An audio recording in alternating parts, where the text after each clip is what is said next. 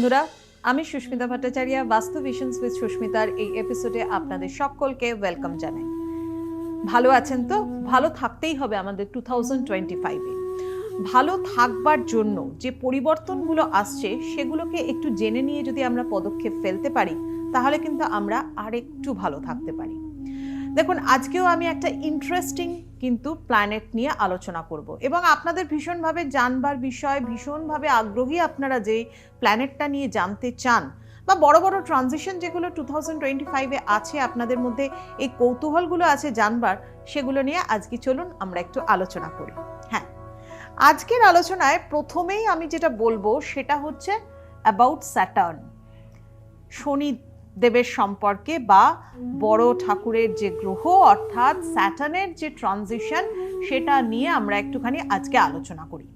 দেখুন, Saturn transition নিয়ে আমি হয়তো একটা এপিসোডে সবকিছু শেষ করতে পারবো না, তো আজকে আমরা মোটামুটিভাবে যতটুকু টাচ করা যায় সেটা একটুখানি বলবো অ্যাবাউট 2025। ভেরি ইন্টারেস্টিং, মন দিয়ে কিন্তু অবশ্যই পুরো ভিডিওটা ভালো করে দেখুন এবং যদি আপনার এই ধরনের জোডিয়াক সাইনের বাইরে অন্য কোনো জোডিয়াক সাইন থাকে বা কি রাশি আছে আপনার, সেটা যদি আপনি একটুখানি নিজেরটা জানেন তাহলে কিন্তু বুঝতে পারবেন 2025-এ আপনার কি ধরনের পদক্ষেপ ফেলা কিন্তু উচিত। তাহলে 2025-এ যে প্ল্যানেটসগুলো তাদের স্থান পরিবর্তন করছে অর্থাৎ ট্রানজিশন তাদের হচ্ছে, তাদের মধ্যে নাম্বার 1 পজিশনে হচ্ছে স্যাটার্ন। আমরা জানি Saturn, Jupiter, Rahu and Ketu, এই 4টে গ্রহের একটা কিন্তু বেশ বড় ধরনের গোচর ফল বা তাদের ট্রানজিশন কিন্তু থাকে। তার মধ্যে স্যাটার্ন সব থেকে স্লো চলে আমরা জানি, কারণ স্যাটার্ন লেম আমরা জানি। তাহলে স্যাটার্নের যে চলার যে পজিশনটা সেটা হচ্ছে 2025-এর 29th of March, 29th of March, I repeat 29th of March 2025-এ স্যাটার্নের কিন্তু এইটা চেঞ্জ হচ্ছে, অর্থাৎ তাদের ট্রানজিশনটা চেঞ্জ হচ্ছে। স্যাটার্ন কোথায় ছিল, কোথায় ঢুকছে? স্যাটার্ন ছিল হচ্ছে এতদিন ধরে কুম্ভের ঘরে অর্থাৎ অ্যাকুয়ারিয়াসে। এখান থেকে ও স্থান পরিবর্তন করে চলে যাচ্ছে পিসেসে অর্থাৎ মীন রাশির ঘরে এন্টার করছে স্যাটার্ন। 2025-এর 29শে মার্চ স্যাটার্ন ট্রানজিশন চেঞ্জ করছে। কি হতে পারে, কোন কোন জোডিয়াকের ভালো হবে এটা আগে বলি, কারণ আপনারা জানেন যে আগে আমাদের শুনতে ইচ্ছা করে ভালোগুলো কাদের হবে আর নেগেটিভ কাদের হবে সেগুলোও কিন্তু অবশ্যই বলবো, তাহলে আবার একটা অন্য এপিসোডে বলবো।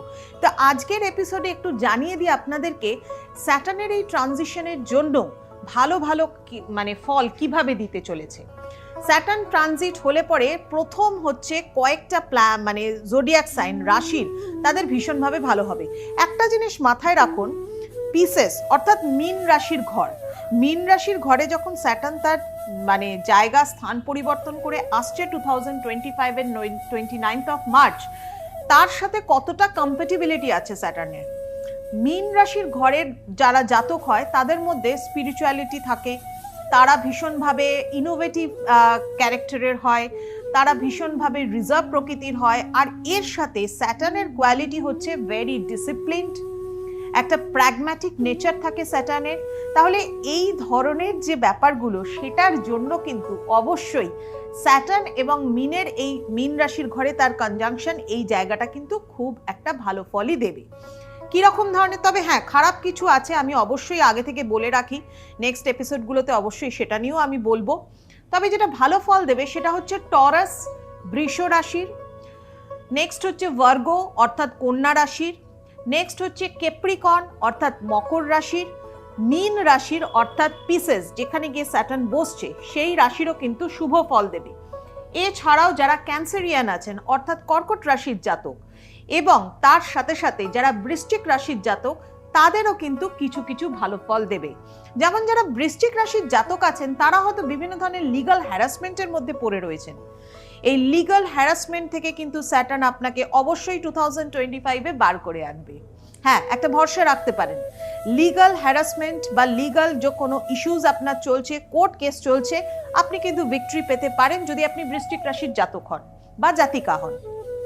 অ্যাকচুয়ালি বৃশ্চিক রাশির জাতক জাতিকা যারা রয়েছেন এবং কর্কট রাশির জাতক জাতিকা যারা রয়েছেন তাদের কিন্তু ঢাইয়া চলছিল এত দিন ধরে, অর্থাৎ 2.5 বছরের স্যাটার্নের একটা ফেজ ছিল। সাধারণত স্যাটার্ন যখন 4th হাউসে এবং 8th হাউসে থাকে তাকে আমরা ঢাইয়ার ফল বলে থাকি। এতদিন ধরে যে বৃশ্চিক রাশির এবং কর্কট রাশির ঢাইয়া চলছিল সেটা কিন্তু এবার মিটে যাবে, সেটা কিন্তু অবশ্যই এবার থেকে কিন্তু মিটে গেল, কারণ এই কন্টক স্যাটার্নের অবস্থান কিন্তু আস্তে আস্তে সরে যাচ্ছে। তাহলে তারা কিন্তু এবার ভালো ফল পাবে। যারা কর্কট রাশির জাতক জাতিকা রয়েছেন তাদের কেরিয়ার অ্যাডভান্সমেন্ট আসবে। যারা বৃশ্চিক রাশির জাতক জাতিকা রয়েছেন তারা লিগাল পারপাসে ভিক্টরি পাবেন। যারা টরাস রয়েছেন তারা কিন্তু কেরিয়ারে অনেক বেশি প্রসপেরিটি পাবেন। যারা কন্যা রাশির জাতক জাতিকা রয়েছেন তাদের ক্ষেত্রে কিন্তু অবশ্যই অনেক দিনের ইনভেস্টমেন্ট এতদিনে একটা ফ্রুটফুল রেজাল্ট আপনাকে কিন্তু দেবে। যারা মীন রাশির জাতক জাতিকা রয়েছে তাদের প্রমোশনাল ম্যাটার, তাদের মধ্যে অনেক বেশি আপলিফমেন্ট, তাদের কেরিয়ারের অ্যাডভান্সমেন্ট সমস্ত কিছুই কিন্তু এই 2025-এ স্যাটার্ন যে স্থান পরিবর্তন করছে 2.5 বছরের জন্য গিয়ে মীন রাশির ঘরে বসছে। হ্যাঁ, এর মধ্যে রেট্রোগেট মোশন হবে, কিন্তু তার মধ্যেও কিন্তু আপনি শুভ ফল অবশ্যই পাবেন। আর কাদের 7.5 শুরু হলো এটাও একটু শুনে নি। এতদিন ধরে মকর রাশির যে 7.5 অবস্থানটা চলছিল সেটা কিন্তু কেটে গেল, অর্থাৎ ক্যাপ্রিকনের কেটে গেল। আর এই ক্যাপ্রিকনেরও কিন্তু এই বছর 2025 29শে মার্চের পর থেকে ভালো সময় কিন্তু আসছে।